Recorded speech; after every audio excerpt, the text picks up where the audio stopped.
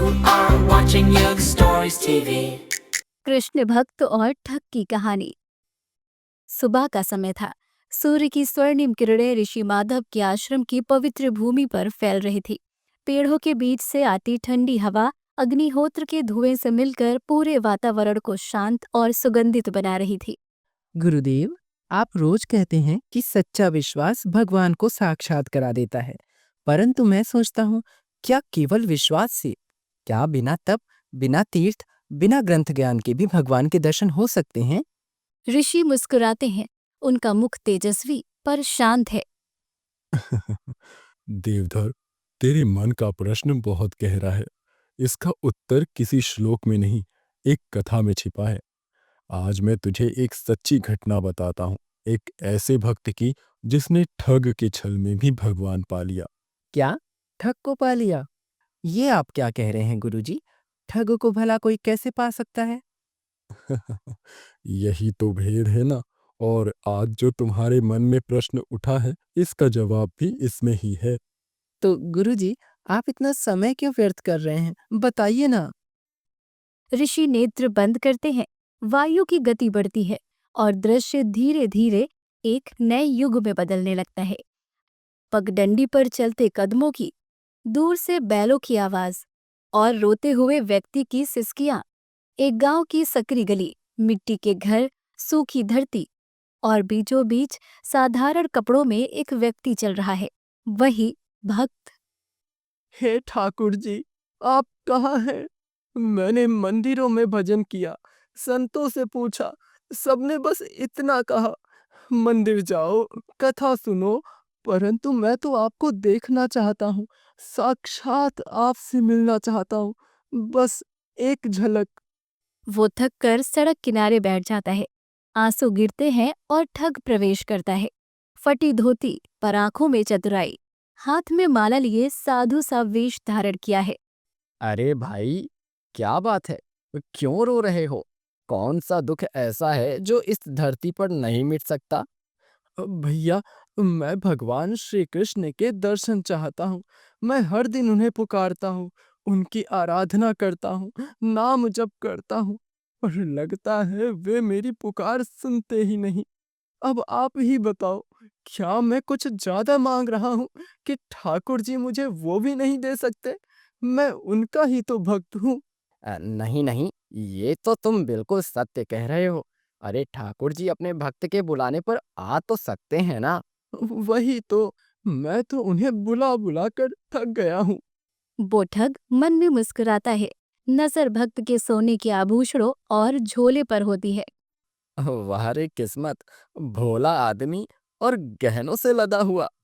बस थोड़ा झांसा दिया तो काम बन जाएगा। आप मेरी इस दशा पर हंस रहे हैं? कोई बात नहीं, आप भी हंस लीजिए। जब मेरे ठाकुर जी मुझ पर हंस रहे हैं, तो दुनिया जगत तो मुझे मूर्ख ही मानेगी ना। भाई, तेरी भक्ति ने मन छू लिया। मैं एक साधु से मिला था जिसने एक रहस्य बताया। अगर तू सच में ठाकुर जी से मिलना चाहता है तो मेरे साथ चल। यमुना किनारे एक स्थान है, वहां रात्रि में स्वयं ठाकुर जी प्रकट होते हैं। मैं नहीं मानता कि तुम बिल्कुल सत्य कह रहे हो। अरे, मैं ठाकुर जी का भक्त हूँ, मैं उन्हें कब से याद करता हूँ। वो मेरे बुलाने पर तो आ नहीं रहे, फिर तुम मुझे उनसे कैसे मिला सकते हो? मैं तो केवल रास्ता दिखा रहा हूँ। अब आगे तो तुम्हारी ही मर्जी है कि तुम्हें मेरी बात माननी है या नहीं। कोई बात नहीं, अगर तुम्हें मेरी बात नहीं माननी तो मैं जा रहा हूँ। अरे नहीं नहीं, आप तो नाराज हो गए। ठाकुर जी से मुझे कितना प्रेम है, कितना लगाव है, ये तो केवल मेरा दिल ही जानता है। और अगर आप मुझे उनसे मिलवा सकते हैं, तो मैं आपके साथ जरूर चलूंगा। यमुना किनारे है स्थान, अपनी गठरी बना लो। सचमुच? क्या मैं उन्हें देख पाऊंगा? निश्चय ही, पर तू सच्चे मन से चल, बाकी सब मुझ पर छोड़ दे। ठाकुर जी, अब ज्यादा समय नहीं लगेगा। मेरी मुलाकात आपसे होने ही वाली है। आपका प्यारा मुख मैं अपनी आंखों से देखने वाला हूँ। चल अब, ठाकुर जी से मिलना है ना। भक्त सिर झुकाकर उसके साथ चल पड़ता है। यमुना किनारे की ओर दोनों बढ़ रहे हैं। ऋषि माधव देवधर को बताते हुए कहते हैं, देखो देवधर, यही वह क्षण था जहाँ आस्था और छल एक ही राह पर चल रहे थे। भक्त का मन निर्मल था, ठग का मन कपट से भरा। परंतु भगवान की लीला ही ऐसी होती है, कपट भी कभी-कभी भक्ति का साधन बन जाता है। गुरुजी, आगे क्या हुआ? उस भक्त को ठाकुर जी के दर्शन हुए? ठग क्या सत्य कह रहा था? ऋषि वापस से देवधर को कहानी बताने लगते हैं। चांदनी में झिलमिलाता जल, यमुना का तट, पानी की शांत आवाज। भाई, ठाकुर जी के दर्शन कोई साधारण बात नहीं। इसके लिए तुझे अपना सब कुछ त्यागना होगा। वस्त्र, गहने, सोना चांदी सब कुछ छोड़ देना होगा। फिर जल में उतरकर केवल एक वस्त्र में खड़ा रहना और निरंतर श्री राधा का जाप करना। अगर इससे ठाकुर जी प्रसन्न होंगे तो मैं सब कुछ छोड़ दूंगा। ठाकुर जी को इन सब चीजों की कोई मोह नहीं है। वो तो केवल तेरी भक्ति देखना चाहते हैं। और मैं ठाकुर जी की भक्ति में लीन रहना चाहता हूँ। उन्हें प्रसन्न करना ही मेरा सबसे बड़ा उद्देश्य है। तो फिर ठीक है, तुम अपने गहने, ये महंगे वस्त्र, सोना चांदी, हीरे जवाहरात, जो कुछ भी तुम्हारे पास कीमती हो, वो सब यहीं उतार कर रख दो। भक्त सब उतार कर किनारे रख देता है। चांद की रोशनी उसके चेहरे पर शांति का उजाला डाल रही होती है। ठाकुर जी को प्रसन्न करने के लिए तूने अपना सब कुछ तो त्याग दिया। अब आंखें बंद कर ले। जब तक मैं ना कहूँ आंखें मत खोलना। अगर तूने आंखें खोली तो दर्शन कभी नहीं होंगे। जैसी आज्ञा गुरुजी। भक्त जल में खड़ा होकर जाप करता है। श्री राधा, श्री राधा, श्री राधा, श्री राधा। ठग धीरे धीरे गहने, कपड़े और झोला उठाकर भाग जाता है। संसार ठग सकता है शरीर को, पर नहीं भक्ति को। भक्ति का बीज एक बार अंकुरित हो जाए तो छल की आंधी भी उसे गिरा नहीं पाती। बिल्कुल सही कहा तुमने। और यही हुआ उस भक्त के साथ भी। उस ठग ने तो अपना मतलब साधा, पर भक्त को भक्ति का ये इनाम सही तो नहीं है। उसे जो इनाम मिला वो बिल्कुल भी उचित नहीं था, किंतु ये सब हमारी प्यारी राधा रानी देख रही होती हैं। गोलोक धाम का निकुंज वन, राधा रानी सखियों संग विराजमान होती हैं और ये सब होता देख रही हैं। ललिता, देखो, यमुना तट पर मेरा एक वैष्णव ठंडे जल में खड़ा है। वो श्री राधा नाम लेकर पुकार रहा है। ना जाने किसने उसे ऐसा कहा। स्वामिनी, वो तो किसी ठग के कहने पर वहां गया है। आपकी दया से वो ठगा गया भक्त भी धन्य है। परंतु उसका प्रेम सच्चा है। कृष्ण से कहो वो जाए और उस भक्त को दर्शन दे। तभी श्री कृष्ण मुरली लिए वहां आते हैं। प्रिय, उसने कोई तपस्या नहीं की, कोई सेवा नहीं की। सिर्फ एक ठग के कहने पर वह जल में खड़ा है। यह कैसी भक्ति हुई? प्रेम गणना नहीं मांगता माधव। वो जिसने नाम लिया वो हमारा है। जाओ उसे दर्शन दो। आपकी बात बिल्कुल सत्य और उचित है, किंतु भक्त की भक्ति में मूर्खता भी भरपूर है और वो उसे भक्ति से दूर भी कर रही है। अगर भक्त की भक्ति में चतुराई आ जाए तो उसके मन में कपट रहता है। किंतु ये भक्त तो बिल्कुल साफ मन लिए अपने ठाकुर से ही मिलना चाहता है।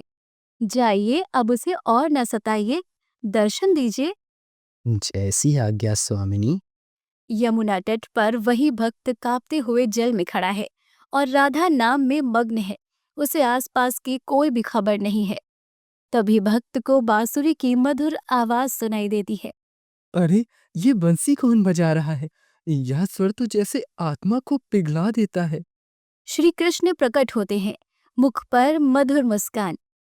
भक्त, मैं ही वह हूँ जिसे तू पुकार रहा था। अब आंखें खोल और मुझे देख। नहीं प्रभु, मेरे गुरुजी ने कहा था जब तक वे ना कहें आंखें मत खोलना।